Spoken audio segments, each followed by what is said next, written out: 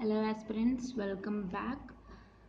അപ്പോൾ Indian economy നമ്മൾ നോക്കി നിർത്തിയിട്ടുണ്ടായിരുന്നു. അത് കണ്ടിന്യൂ ചെയ്യാം without wasting the time.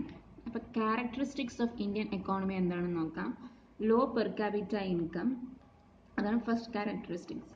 The per capita income of India is 35 times less than the per capita income of US. Also, very large population India is engaged in agriculture. 2/3 of the population, that is 65%, depend on agriculture. Prevalence of unemployment and underemployment. Unemployment means തൊഴിലില്ലായ്മ.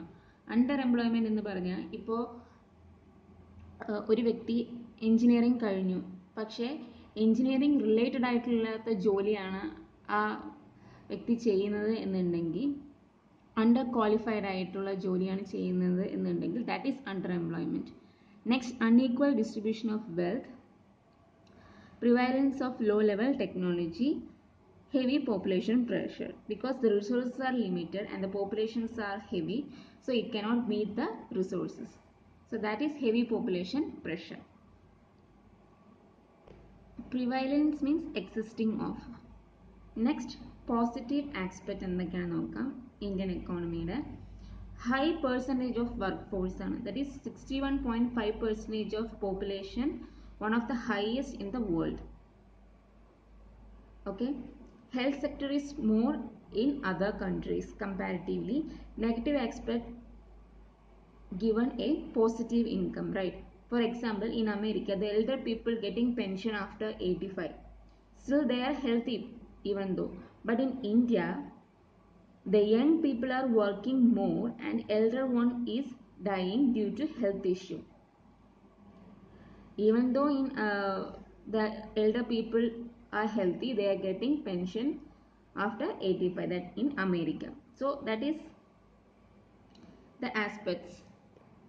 അപ്പോൾ ഇവിടെ positive aspect എന്താ വെച്ച് കഴിഞ്ഞാൽ, ഇന്ത്യയിൽ high percentage of work force ആണ് ഉള്ളത്. Next point is the capital formation of India is more than developed countries like USA and UK. The capital formation എന്ന് പറയുന്നത് കൂടുതലാണ് ഡെവലപ്ഡ് കൺട്രീസ് കമ്പയർ ചെയ്യുമ്പോൾ. ലൈക്ക് 36.6% ഉണ്ട്. വർക്ക് ഫോഴ്സ് 61.5% ഓഫ് പോപ്പുലേഷൻ ആണ്. അപ്പോൾ നിങ്ങൾക്ക് കൺഫ്യൂഷൻ ഉണ്ടാകും, ക്യാപിറ്റൽ ഫോർമേഷൻ എങ്ങനെയാണ് ഡെവലപ്പിംഗ് കൺട്രിയായി ഇന്ത്യ ഡെവലപ്ഡ് കൺട്രീസിനേക്കാളും കൂടുതൽ വരുന്നത് എന്ന് നിങ്ങൾക്ക് ഡൗട്ട് ഉണ്ടാകും. ഇപ്പോൾ normally, for example, the capital of USA and UK കൂടുതലായിരിക്കും comparatively to developing countries and under developed countries. For example, capital of USA and UK എന്നുള്ളത് 90 എന്നിരിക്കട്ടെ, ഇന്ത്യക്ക് 10 എന്നും ഇരിക്കട്ടെ ക്യാപിറ്റൽ ഫോർമേഷൻ. ഇനി അടുത്ത വർഷം നെക്സ്റ്റ് ഇയർ ഇന്ത്യക്ക് 15 ആൻഡ് USAക്ക് 92 ആണെങ്കിൽ, അപ്പോൾ അതിൻ്റെ ചേഞ്ചസ് എത്രയാണ്? 90ൽ നിന്നും 92, that is increase by 2. And ഇന്ത്യക്ക് 10 to 15 ആണെങ്കിൽ ഇൻക്രീസ് ബൈ 5. അപ്പോൾ അവിടെ ഇൻക്രീസ് കൂടുതൽ ഏതാണ്? ഇന്ത്യക്ക്. So increase is more in India in percentage wise. അതുകൊണ്ടാണ് the capital formation of India is more than developed countries എന്ന് പറയുന്നത്. നെക്സ്റ്റ് ഈസ് ഹ്യൂമൻ റിസോഴ്സസ് എടുക്കുകയാണെങ്കിൽ, അതിന് മുന്നേ ഡെമോഗ്രഫി എന്താണെന്ന് നോക്കാം. Demography means study of population ആണ്. ഇനി ഈ ഡെമോഗ്രാഫിക് ട്രാൻസിഷൻ തിയറി പ്രൊപ്പോസ് ചെയ്തിട്ടുള്ളത് ഫ്രാങ്ക് നോട്ടൽസ്റ്റീൻ ആണ്. And the population of A country depend on the economic pattern of the country. By studying the actual experience of Western country from Northwestern presented a 3-stage sequence of birth, death rate related to economic development. അപ്പോൾ Frank Notestein അവർ ഒരു 3-stage sequence കൊണ്ടുവന്നിട്ടുണ്ടായിരുന്നു, present ചെയ്തിട്ടുണ്ടായിരുന്നു ഈ by studying the actual experience of western country. അത് എന്താണെന്ന് നോക്കാം. First stage 1 എന്നുള്ളത് അഗ്രേറിയൻ ആണ്. That is birth rate high ആയിരിക്കും, ഡെത്ത് റേറ്റും ഹൈ ആയിരിക്കും. And 3 reasons for death rate എന്താണെന്ന് നോക്കാം. 1 by 1 ആയിട്ട് നോക്കുന്നുണ്ട്. ഫസ്റ്റ് അഗ്രേറിയനിൽ both birth rate and death rate will be high. And the three reasons for death rate is poor diet, പോഷകാഹാരക്കുറവ്, വൃത്തിഹീനത, lack of sanitation, lack of medical facilities. ഇനി high birth rate എന്തുകൊണ്ടാണ്? Illiteracy, proper family planning ഇല്ലായ്മ, that is absence of knowledge about family planning techniques, social beliefs, the children are an asset in the old. പിന്നെ child marriage, also low growth rate. So ഇതൊക്കെയാണ് birth rate കൂടാനുള്ള കാരണം. Next stage is stage of transition, that is neither in agriculture nor in industrial. അപ്പോൾ രണ്ടിൻ്റെയും ഇടയിലായിരിക്കും. Transforming of agriculture to industry, ആ ഒരു time period ആണ് ഈ stage of transition, that is transforming. The income level of people improves, resulting in improvement of diet and medical facility. അപ്പോൾ അവർ കുറച്ച് improve ആവാൻ തുടങ്ങി, അത് കാരണം ഡെത്ത് റേറ്റ് കുറവായിരിക്കും, പക്ഷേ birth rate as usual high തന്നെ ആയിരിക്കും. ഇൻകം കൂടുന്തോറും നമുക്ക് നല്ല ഫുഡ് കഴിക്കാൻ പറ്റും, അതുപോലെ മെഡിക്കൽ ഫെസിലിറ്റീസ് കറക്റ്റായിട്ട് പ്രോപ്പറായിട്ട് നോക്കാൻ പറ്റും. So the death rate will decline. Next, death rate begins to decline and population growth is high, as I said. Next stage is industrial society, that is society transformed from agrarian to industrial. Complete transformation നടന്നു കഴിഞ്ഞു. So the birth rate and death rate will be low, also the population growth also less. Women's own outside the family increases. അതുപോലെ women earn ചെയ്യാൻ തുടങ്ങി, അവർ സ്വന്തം they becomes independent, that's what they are meaning. The economic advantages of large family diminishes. അതായത് in agriculture the larger family is helpful, now it's not needed. The children is seen as burden asset. This stage is termed as stage of incipient decline. Next is Indian scenario, അത് points വേഗം നമുക്ക് നോക്കാം. Land area of India is 2.4% of total world area. Population of India is 17% of total world population. Stages of India's population growth 1891 to 91 ആണ് first stage. That stage of stagnant population, large scale of epidemic and famine. Birth rate is high but death rate is higher than birth rate. Birth rate high ആണ്, പക്ഷേ death rate birth റേറ്റിനേക്കാളും high ആയിരിക്കും. പിന്നെ നോക്കേണ്ട point famine ആണ്, അതായത് food scarcity of food, large scarcity of ഫുഡിനാണ് famine എന്ന് പറയുന്നത്. Next 1921 year of great divide in India's population. Growth rate become negative in that year. ഇനി 1921 to 1951 stage of steady growth. 1951 to 1981 rapid high growth. 1981 to 2011 high growth with signs of slowing down. High growth ആണ്, പക്ഷേ slow ചെയ്യുന്ന സൈൻസും കാണിക്കുന്നുണ്ടായിരുന്നു. Concepts relating to population growth. First, birth rate, the ratio of total registered birth in a specific year in a particular area to the total mid-year population of that area multiplied by 1000.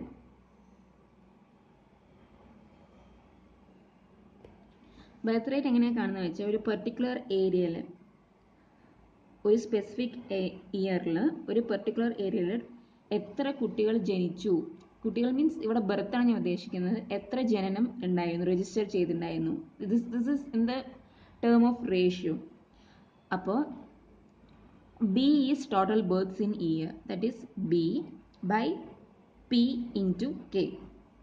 ഇവിടെ 1000 എന്തുകൊണ്ടാണ് use ചെയ്യുന്നത് വെച്ച് കഴിഞ്ഞാൽ ഈ ratio simplify ചെയ്യാൻ വേണ്ടിയാണ് 1000 use ചെയ്യുന്നത്. അപ്പോൾ ബി എന്നത് ടോട്ടൽ ബർത്ത്സ് ഇൻ ഇയർ ആണ് ഒരു പെർട്ടിക്കുലർ ഏരിയയിൽ, to the total mid year population of that area multiplied by 1000. Mid year എന്ന് പറയുന്നത് ജൂലൈ ആണ്. അപ്പോൾ B by P into K ആ ഏരിയയിൽ മിഡ് ഇയർ പോപ്പുലേഷനും കൂടെ റേഷ്യോ ചെയ്തിട്ടായിരിക്കും ബർത്ത് റേറ്റ് കണ്ടുപിടിക്കുക. അതുപോലെ ഡെത്ത് റേറ്റ് എന്ന് പറയുന്നത് ratio of total registered death in a specific year in a particular area to the total mid year population of that area multiplied by 1000. അപ്പോൾ രണ്ടിനെയും അവിടെ birth ആണെങ്കിൽ total registered birth ആണെങ്കിൽ ഇവിടെ ടോട്ടൽ രജിസ്റ്റേർഡ് ഡെത്ത്. ഇനി infant mortality rate, ratio of registered infant deaths in a year to the total number of live births registered in the same year multiplied by 1000. അപ്പോൾ infant എന്ന് പറയുന്നത് 1 month to 1 year കുട്ടികളെയാണ് infant എന്ന് പറയുന്നത്. 0 to 1 month എന്നുള്ളതിനെ നിയോ natal എന്ന് പറയും. 1 year to 5 year നമ്മൾ ചൈൽഡ് എന്ന് പറയും. അപ്പോൾ ഇത് ഏതിൻ്റെ റേഷ്യോ ആണ്? ഇൻഫാൻറ്റ് ഡെത്ത്, അതായത് 1 month to 1 yearലുള്ള കുഞ്ഞുങ്ങളുടെ ഡെത്ത്, രജിസ്റ്റർ ചെയ്ത ഡെത്ത് ടു ജനിച്ച, അതായത് ലൈവ് ബർഡ്സ്, എത്ര കുട്ടികൾ ജനിച്ചു ആ ഇയറിൽ എന്നുള്ളതാണ്, multiplied by 1000. Next is maternal mortality rate, the number of deaths of pregnant women during a year per 1 lakh live births in a year. അപ്പോൾ ഇതെന്തിൻ്റെ കണക്കാണ്? പ്രഗ്നൻറ്റ് വിമൻ്റെ മരണത്തിൻ്റെ കണക്കാണ് during A year per 1 lakh live births in a year. So this is maternal mortality rate. Next is demographic dividend. The population in age group 15 to 64 is 61.5%. അപ്പോൾ 15 വയസ്സ് തൊട്ട് 64 വയസ്സുള്ള age ഗ്രൂപ്പിൻ്റെ population 61.5% ആണ്.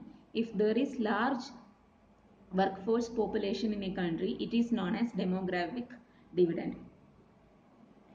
ഇപ്പോൾ കൂടുതൽ വർക്ക് ഫോഴ്സ് ആണ് ആ ഒരു കൺട്രിയിൽ കാണുന്നത് എന്നുണ്ടെങ്കിൽ അതിനെയാണ് നമ്മൾ ഡെമോഗ്രാഫിക് ഡിവിഡൻഡ് എന്ന് പറയുന്നത്. ഇനി UPSC related assertion reason question നോക്കാം. The workforce in India is 61.5%. അതാണ് assertion. Reason, the 15 to 64 age group population in India is 61.5%. അപ്പോൾ both A and R are true and R is correct explanation of A. Both A and R are true but R does not explain. ഇതിൻ്റെ answer എന്തായിരിക്കും? Of course ഇതിൽ workforce in India 61.5% ആയിരിക്കണമെന്നില്ല. Okay, 15 വയസ്സിന് മുകളിലുള്ള ആൾക്കാരും work ചെയ്യുന്നുണ്ടാവും, 64 വയസ്സിന് താഴെയുള്ളവരും above 64, in English above 64 and below 15 work ചെയ്യുന്നുണ്ടാവും. റൈറ്റ്, അപ്പോൾ അവിടെ ഒരു ചേഞ്ചസ് സംഭവിക്കും. 15 to 64 മാത്രം അവരുടെ പോപ്പുലേഷൻ ആണ് 61.5% എന്നുള്ളത്. റൈറ്റ്, വർക്ക് ഫോഴ്സ് അതേ തന്നെ ആവണമെന്നില്ല. അപ്പോൾ A is false and R is true. Next is Human Development Index, that is HDI. It was developed by Mahbub ul Haq of Pakistan and this is published by United Nations Development Program in its Human Development Report from 1997. So develop ചെയ്തത് മഹബൂബ് ഉൽ ഹഖ് ആണ് of Pakistan. ഇത് publish ചെയ്തത് UN ആണ്, UNDP. HDR റിപ്പോർട്ടിലാണ്, അതായത് HD റിപ്പോർട്ടിലാണ് ഇത് publish ചെയ്തിട്ടുണ്ടായിരുന്നത് ഫ്രം 1997. മെഷേഴ്സ് ഓഫ് HD എന്താണെന്ന് നോക്കാം. Life expectancy at birth. Life expectancy at birth means medical facilities, diet, environment of that particular area calculates the life measure of a born one. അത് depending on health ആയിരിക്കും അത്. Next, adult literacy rate and gross enrolment ratio, that is number of children's joining the school. Next is GDP per capita income. Here it is saying that standard of life will increase when per capita income increase. Next, gender inequality index. It has been an integral part of Human Development Report in 2010. It explains the inequality between men and women. So ഇപ്പോഴത്തെ വേൾഡിൽ face ചെയ്യുന്ന ഒരു issue ആണ് gender inequality issue. അപ്പോൾ GDI എന്നുള്ളത് integral part of HDR ആണ്. പിന്നെ GDI chosen ചെയ്ത ഏരിയാസ് ഏതൊക്കെയാണ്? Reproductive health, education of woman, employment of woman, labour market, അതായത് the percentage of woman. Next, world's largest HDI എന്നുള്ളത് നോർവേയിലാണ്. India's largest HDI in Kerala. India's lowest HDI in Bihar. And next natural resources ആണ്, അത് next വീഡിയോയിൽ എടുക്കാം. Until then, I am signing off. Bye bye.